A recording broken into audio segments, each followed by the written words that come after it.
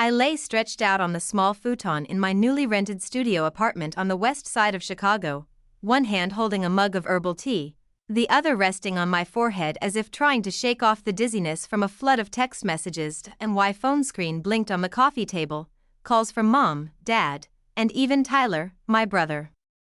The same three names flashed over and over like an endless loop, as if one more second of silence from me would make the phone explode from sheer overload. 7 months. 7 months since I walked out of that house. No arguments, no tears, not even the dramatic slam of a door. I quietly packed a few clothes, my old laptop, and my accounting notebook into a worn backpack, then stepped outside just as the sun dipped behind the apartment buildings across the street. No one stopped me. No one asked where I was going. No one imagined I wouldn't come back. They were used to Olivia, the easygoing daughter, the reliable one, always covering the utility bills in a pinch. I was the invisible fixer behind every financial mess in the family, the one who stepped in whenever Tyler lost another job or Mom and Dad forgot their payment deadline on a new set of electronics. Used to think I was strong, that doing all that was right, that it was my duty. But now, in this tiny apartment just big enough for me and the silence, I finally understood. For nearly 10 years, I'd been keeping alive a system I never built. A system where I was the only one running while everyone else just. The phone vibrated again. I didn't need to look to know it was Mom. I could already hear the start of the message in my head. How could you do this to your family? Ending with, if you still care about us, call back right now. I didn't pick up, didn't even reach for the phone. I just leaned my head back, took a deep breath, and felt my chest grow a little lighter with every passing second. And my name is Olivia Carter. I'm 28, an accounting specialist who earned a full scholarship to Northwestern University. I used to believe that if I just worked hard enough, stayed out of trouble, kept my head down, I'd be recognized. But the truth is, the more I did, the less I mattered. And the one time I stopped, just once, the phone lit up like a fire alarm. Tyler, 32, dropped out after 2 years of film school, worked as a barista, a rideshare driver, then went unemployed again. But he was the one with potential, the dreamer, the one Mom hugged when he failed and Dad defended like a war hero returning from battle. And me? The one who never left a trail of debt, never ruined a single plan, never asked for anything, somehow ended up being the ungrateful one. Remember the day I left? Mom was watching her favorite reality show, Dad had his eyes glued to the car insurance spreadsheet, and Tyler was stretched out on the couch with his gaming console. No one noticed me walking past with a bag. No one asked why I wasn't dressed for work.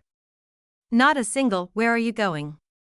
And now, after 7 months of silence, they're trying to reach me like I'm the lifeline they tossed aside and suddenly want back. I glanced at the phone again, still buzzing. I didn't turn it off, just let it ring. Every vibration felt like proof that I had finally broken free of the invisible rope that had bound me for a decade. And for the first time in my life, freedom smelled like a quiet afternoon where every sound belongs only to me. Started working at 16, not to buy cute clothes or hang out at coffee shops like my friends, but because I knew if I didn't take care of myself, no one else would. While my classmates were getting picked up by their parents, I rode my bike 6 blocks to a sandwich shop to wipe tables and mop floors, then biked home after dark, used my first paycheck to buy a second-hand laptop, the only thing that helped me keep up with classwork. No one asked if I needed help. No one asked if I was sleeping enough or if I'd had dinner. But when Tyler needed a new computer despite dropping out, Mom had no problem opening a credit card and buying him a brand new gaming laptop, saying he needs it to restart his career. I was used to that upside-down logic. When I did right, it was expected. When Tyler messed up, it was because he was trying.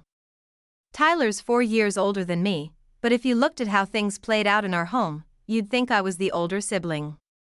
He always had an excuse, always got understood.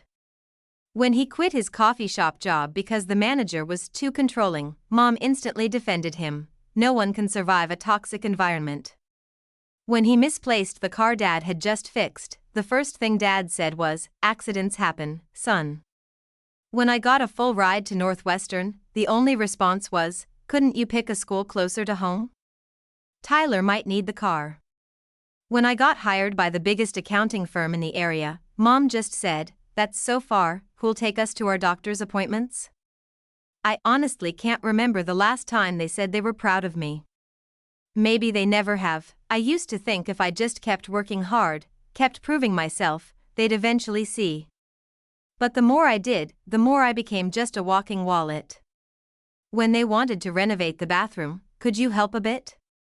When Tyler wanted to sign up for an online filmmaking class, "Olivia, could you front it for now and we'll settle up later?" At first, I thought it was just temporary money trouble. I agreed to help here and there, but here and there turned into everything from electric bills, appliance repairs, to gas money for Dad's car. I sent the money regularly, no thank yous, just more asks. "This month's a bit tight, can you add a little more?" I tried to stay quiet, told myself I was helping, that family should stick together. But every time I came home after grinding through weeks of work, I'd see Tyler lounging on the couch, feet on the table, gaming. Mom would be in the kitchen making his favorite dish. Dad would be telling the same story about how my son made that amazing short film back in high school. I'm not heartless. I used to care about the smallest things. But the one thing I can no longer do is live a life where effort is invisible and failure is celebrated like a triumph. Remember one day when I told Mom I was saving to buy my own place? She casually said something I'll never forget, "A girl buying a condo on her own? Aren't you worried people will think no one wants to marry you?" I didn't answer, but that was the moment I knew I would never earn their honest approval. Not because I wasn't good enough, but because in their eyes, Tyler would always come first. And me? I was just the backup plan when things fell apart. That truth, bitter as it was, made me stronger. 7 months ago, when I finally walked out, I didn't cry, didn't yell. I just left, like the only person in the family who realized if I didn't save myself, I'd forever be the one holding the balance in a world tilted to someone else's side. Remember, it started with a single message from Mom late one night while I was still at the office. "Olivia, we just lost power. Dad forgot to pay this month's bill. Can you help? I'll pay you back tomorrow." I didn't think twice, sent $980 that night along with a text, "Next time remind Dad to pay a bit earlier." Of course, I never saw a dime back. Then came the water bill, the stove repair, supplements for Dad. Each one came with a reason that sounded so reasonable, it would have felt heartless to say no. At first I thought, "It's fine, I make decent money." But that little help quickly became everything. They stopped asking, they started assigning. "This week, send Tyler $300. He's signing up for a video editing class." Or "Dad just had dental work. It was pricey. Here's the bank info." I became the sole provider in a 4-person family, 2 working on and off, and 1 who gamed all day. 1 month, as I was preparing to submit my application for a modest condo, Dad called. His voice was uneasy but firm. "Olivia, we're in a bit of a bind with the bank. This house might get foreclosed if we can't find the money in the next few weeks." I went silent. That house, modest as it was where I grew up, where I once dreamed of having my own study before that dream was replaced by a sofa bed so Tyler could temporarily move back in. "How much do you need?" I asked, already knowing the answer. "Around $1,100 a month for just maybe a few months, just until your dad and I get back on our feet." And I agreed. The first transfer happened that very night, right after I canceled the deposit on the condo I'd been dreaming of. Ended up sending that money not for a few months, but for almost 2 years. 2 years. Over $25,000 total, not including other expenses like car insurance, roof repairs, or Tyler's birthday presents. What made me the angriest wasn't the money, it was how they acted like it was normal. No thank you. No one asked if I could afford it. No hesitation when asking for more. I slowly became the family bank, with zero say in the very house I was keeping from foreclosure. Tyler still didn't have a job. When I asked directly, Mom just said, "He's trying to find his path. You shouldn't pressure him." Pressure him? Me, the one working 60 hours a week to cover his share? And now I'm the one creating pressure? I started quietly documenting every payment, every date, like I was keeping a debt ledger for a client who would never repay. But I never intended to ask for it back, because I knew I never would see a dime. Every time I thought of cutting ties, another message would pop up: Dad's back is acting up again. Can you order his meds, or the roof's been leaking all week? No one has the money to fix it. And I'd cave again. I'd transfer the money again. I'd put every personal goal on hold again, started avoiding my banking app in the mornings because just seeing the low balance made me feel like I couldn't breathe. My life was ruled by other people's bills, by the needs of those who never intended to stand on their own. Was living in a cramped rental, eating ramen for a week straight so I could send money to fix a door in the house Tyler used as his creative workspace. Then one day, standing in a convenience store, I opened my wallet and didn't have enough to buy a container of milk. And that's when I truly felt it. I was being drained completely. I used to think being strong meant carrying all the weight, but in reality, I was just sinking into a swamp called hoping they would change. And the moment I realized that, I knew I had to change first. That Saturday afternoon, it started to drizzle. I had just finished a long weekend shift, exhausted and only wanting a hot shower and warm blanket. But instead, I stopped at the store, grabbed a few bags of groceries, and drove nearly 40 minutes to my parents' house, just like I had done for 2 years straight. Walked into the kitchen, arms full of bags, chicken, vegetables, some frozen meals. As I set them down, Mom was already there, not to greet me, but to confront me. Olivia, we need to talk. Before I could exhale, she crossed her arms, her tone sharp with drama. We already discussed this. What you're sending every month, it's no longer enough. I froze.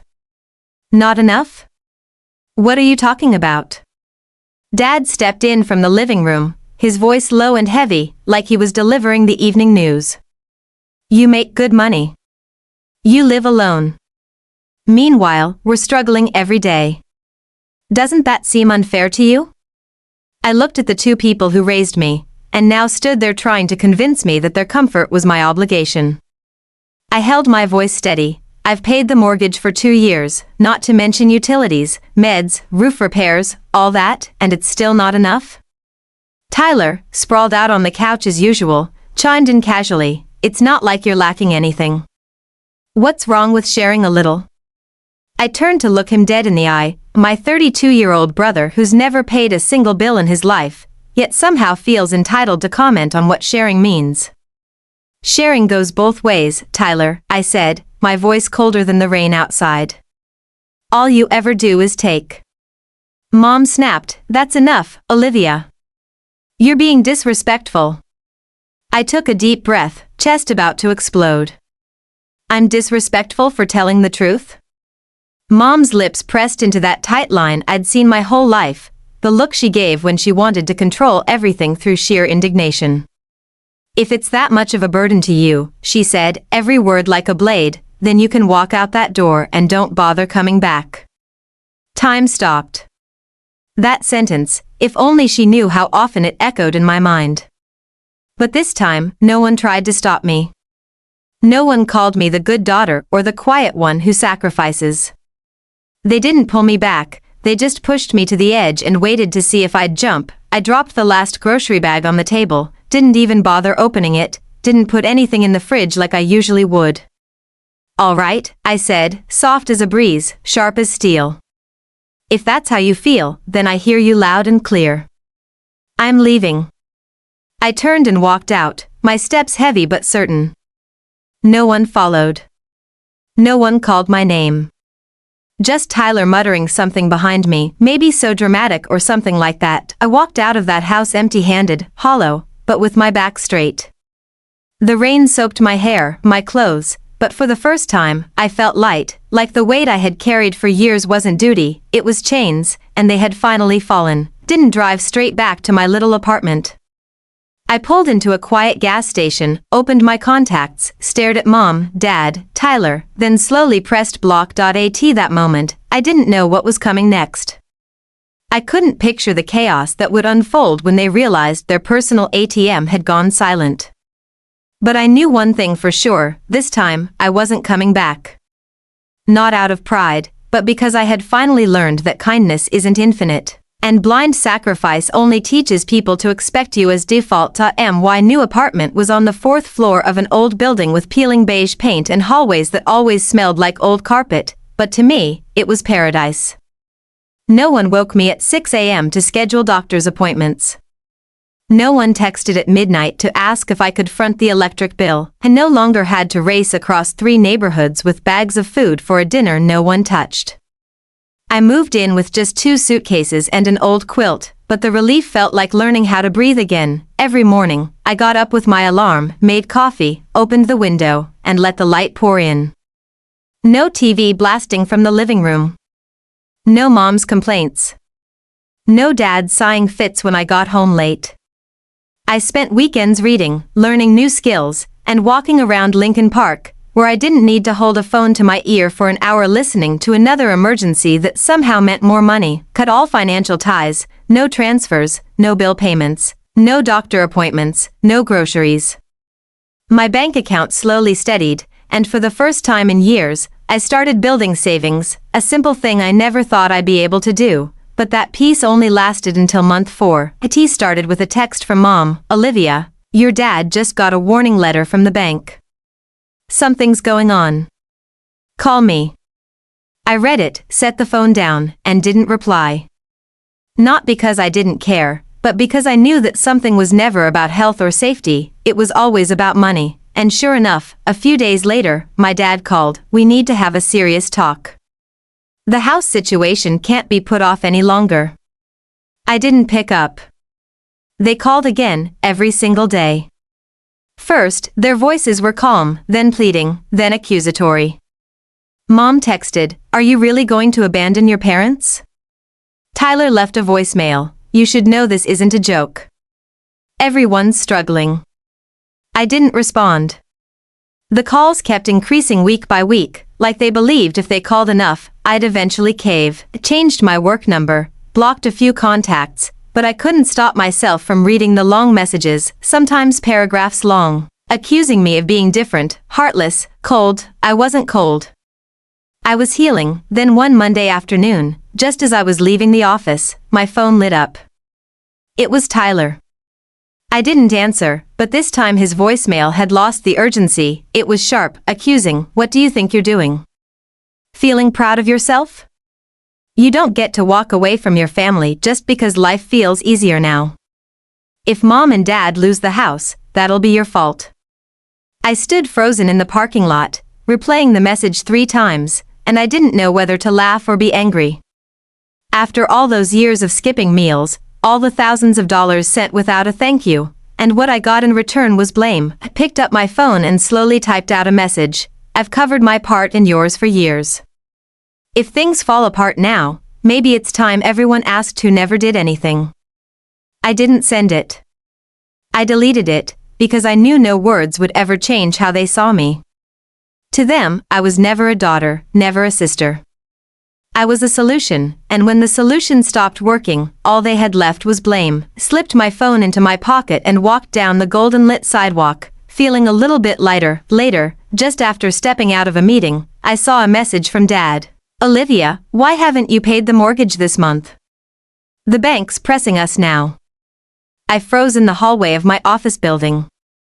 It wasn't shock I felt, it was a chill, like someone had poured a bucket of ice water over my head. Had stopped all financial support nearly 7 months ago completely, no transfers, no money talk. And yet he still messaged me like it was just expected that I'd keep paying the mortgage, but what really got under my skin was the way he said, "pressing us now." I bit my lip, my palms started to sweat, my gut told me something was wrong, and this time, I wasn't going to guess. I was going to find out that evening. After brewing a cup of tea, I opened my laptop and logged into the bank account I used to send mortgage payments to, the one under Dad's name. I had never checked it before. I had always trusted that once I sent the money, it would be used for what they said. I was their daughter, why wouldn't I? I scanned through the transaction history from the past 2 years, every payment I sent documented, exact, matched down to the penny.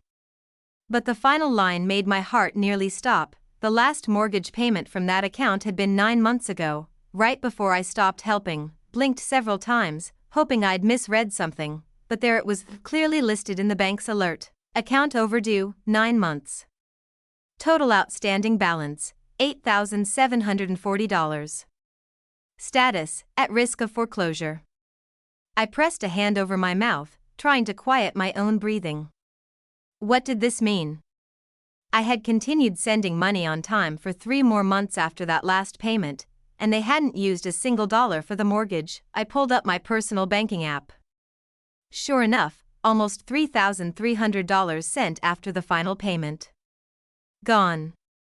They had received it but didn't use it, didn't explain, didn't say a word. A cold wave ran down my spine.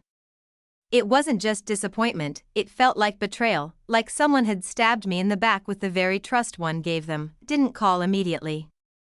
I needed more proof. The next morning, I called the bank, this time as someone who previously helped manage family payments. I calmly explained my concern that my parents might be struggling and not telling me. After some verification, the support rep confirmed that account hasn't had a full mortgage payment since the beginning of the year.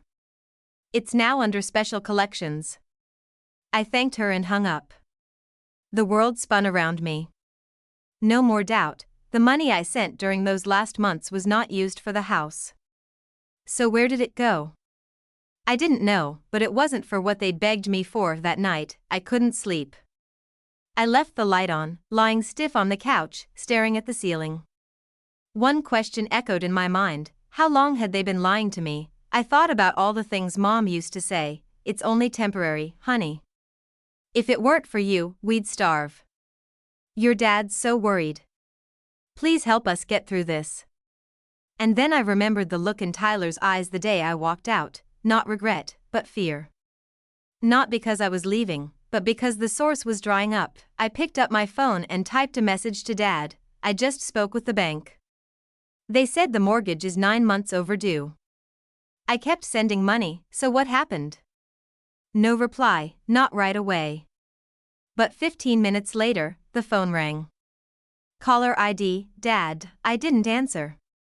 I sat there, listening to the ringtone echo like a ghost from a past I once blindly believed in, but now finally spoke for itself. The third call came at 10 p.m. I stared at the screen, my hands cold, my heart a storm of anger and heartbreak.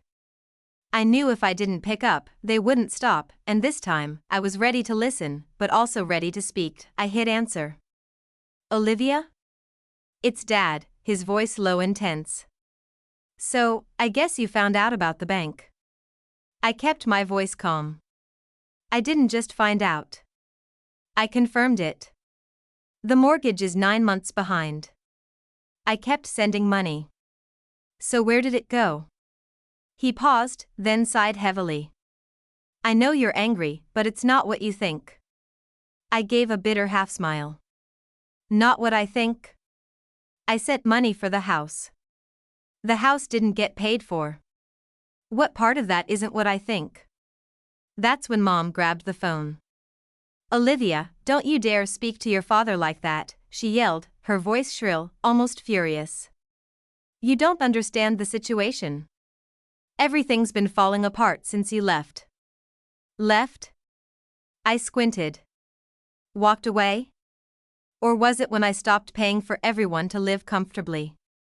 You don't speak to me like that, my mom snapped. I've done everything I could. Tyler lost his job, your father's back is acting up, the house is falling apart, and you just turned your back on us. No, Mom, I said, my voice lowering. I turned my back after you all drained every last dollar from me and still had the nerve to say it wasn't enough.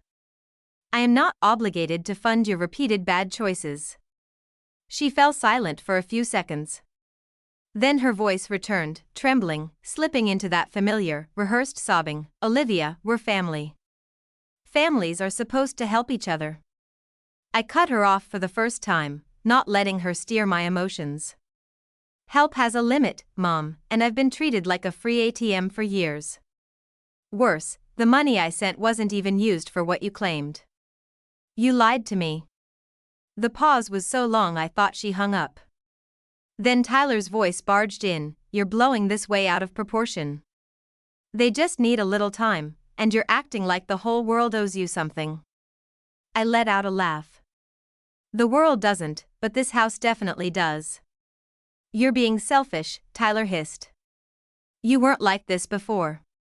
I answered softly, voice like ice, "Before, I was just stupid." "Olivia, don't talk like that." My dad came back on, his tone lower, worn down. "We messed up, okay? But you're all we've got. We will pay you back, I promise." I let out a dry, joyless laugh. "How many times have you promised that?" Another long silence. "You know, if you don't help, we could lose the house," he said. "We're about to lose everything." I tightened my grip on the phone. My chest felt heavy, but my words came out clear, "Then lose it. That's not my responsibility anymore." "Olivia, you can't what? Can't walk away after being pushed to my limit?" I cut him off. "I've carried this family for nearly a decade while Tyler sat around burning money and judging me. And now, the moment I stop, I'm the heartless one?" Mom cried again. Tyler muttered something in her ear. Dad started pleading, but I didn't really hear them anymore. Their voices echoed like ghosts from a world I no longer belonged to. I took a deep breath. I'm done helping. Not because I'm cruel, because I've done more than enough. You all need to learn how to live without me. That's the only thing I'm leaving behind. And I hung up, not in anger, in peace. After that final phone call, I powered off my phone and left it on the table for 3 full days. No texts. No calls. No threats. No fake sobs. Just silence. And I had never tasted silence so sweet. The next morning, I woke up early, made myself a cup of coffee, and stepped out onto the balcony, watching the city slowly wake under soft golden sunlight. My apartment was small, unremarkable, the ceiling a little low, the wooden floor creaking under my steps, but for the first time, I felt like a place truly belonged to me, and no one knocking to ask for money. No one making me feel guilty for living my own life. Freedom, it turned out, wasn't loud, it was quiet, gentle, like that first breath after breaking through the surface of the water, but even silence can get scary when night falls, when there's no more work to fill my thoughts. I start to wonder, did I go too far? I cut everything, all support, all contact. I let the house I helped save teeter on the edge of foreclosure. I left them, people who once raised me, to navigate the chaos alone. I used to be the backbone. Now I was the one who let go. Was I too harsh? I went back to my voicemail, the one I had been avoiding all week. A message from Mom, "You'll regret this. That house means everything to me." One from Dad, "We're out of options if you don't help." And Tyler, short and bitter, "You're letting this family sink just because of your pride." I listened to every word, didn't skip a single one. But this time, I didn't cry. I just felt tired. They always knew how to make me doubt myself. For years, they tied me down, not with chains, but with guilt, with lines like, "You're the pride of this family," or "We'd be lost without you." But that pride was never shown as gratitude, it was just a shield they held up whenever they needed cover for a mistake they didn't want to fix. At about all the nights I stayed up crunching numbers for clients, only to wake up to Tyler scolding me for not living in the moment. I thought about canceling the one vacation I planned each year because my parents suddenly needed money. And I thought about Mom's expression when I said I was exhausted, not empathy, not understanding, just disappointment, like I had betrayed her trust even though I was the only one who never turned my back on them. I walked into my room, sat on the edge of the bed, fingers tracing the edges of an old, worn blanket, and the same question kept echoing in my head, what if they do lose the house? What if one day I get a call saying my parents have nowhere to live? Would I feel guilty? I'm the one who kept them from falling apart for nearly 10 years. That can't be erased because I stopped 7 months ago. But people forget easily. And guilt, it doesn't need a reason to creep in, I sighed. Maybe I wasn't the perfect daughter. Maybe I was too firm. But if I hadn't drawn the line, I'd have nothing left except an empty wallet and a broken heart. I'm not telling this story to be praised. I'm not waiting for someone to say I was right. I just want to understand if anyone else has ever felt like me, if anyone else has been given the weight of an entire family, if anyone's ever been called cold just for saying no once, and if you're still reading this, I truly want to ask, did I do the right thing? I chose to live for myself, but is there a price I haven't seen yet? I don't know, but I hope you can give me a new perspective, a message, an honest word, because sometimes, to move forward, I just need to know I'm not alone. Olivia's story is a wake-up call for anyone who's ever been labeled the good child and burdened with responsibilities that were never theirs to carry. For years, she traded her freedom and peace of mind for loyalty to an idea of family that gave nothing back. But when she realized her worth was being drained, she found the courage to say enough and walk away. Her story isn't just about escape, it's a reminder that real love begins when we set clear boundaries. Do you think Olivia was right to walk away from the cycle of imposed responsibility, or should she have tried to compromise? Share your thoughts below, and don't forget to follow the channel for more powerful stories about family choices and finding your voice.